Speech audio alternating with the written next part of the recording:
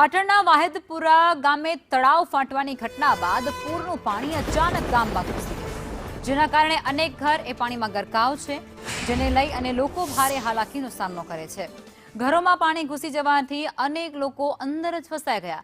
જોકે ત્વરિત કાર્યવાહી કરી અને અસરગ્રસ્ત પરિવારોને તાત્કાલિક નજીકની શાળામાં શિફ્ટ કરવામાં આવ્યા છે, પરંતુ હજુ પણ સમયસર મદદ ન પહોંચવાના કારણે ગ્રામજનોની હાલત અત્યંત કફોડી બની ચૂકી છે।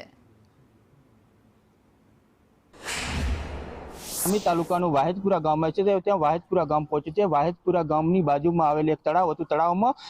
તળાવમાં ગઈકાલે તળાવ તૂટ્યું હતું। તે તળાવ તૂટતા સમગ્ર ગામને બાંધમાં લીધું હતું। સમગ્ર ગામમાં બાંધમાં લેતા સમગ્ર ગામ પાણીમાં ગરકાવ થયું હતું। જે ગામજનોને દ્વારા સરપંચ દ્વારા છે તેઓને હાલ તો જે પ્રાથમિક શાળા આવેલ છે પ્રાથમિક શાળામાં ખસેડવામાં આવે છે। તેઓની પ્રાથમિક શાળામાં ખસેડીને તેઓને પણ ત્યાંની ભોજનની વ્યવસ્થા કરવામાં આવે છે। તેને લઈને અહીંયા સ્થાનિક મહિલાઓ જોડાયા છે, તેને હું વાત કરવાનો પ્રયાસ કરીશું। બેન, શું નામ છે, કેવો વરસાદ પડ્યો હતો અને કેવી સ્થિતિ હતી? સમજુબેન છે મારું નામ।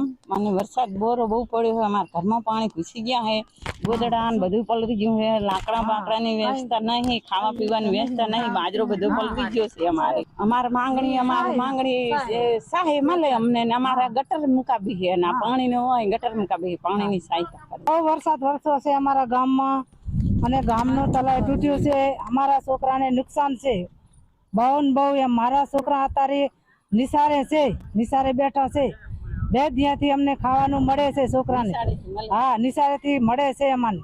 અમારી વિનંતી એવી છે કે અમને છોકરાને કાંક સહાય મળવી પડે। અમારા છોકરા ભૂસાન તરસા બેઠા 4 દિયાથી। વિષ્ણુ ઠાકોર, સંદેશ ન્યૂઝ,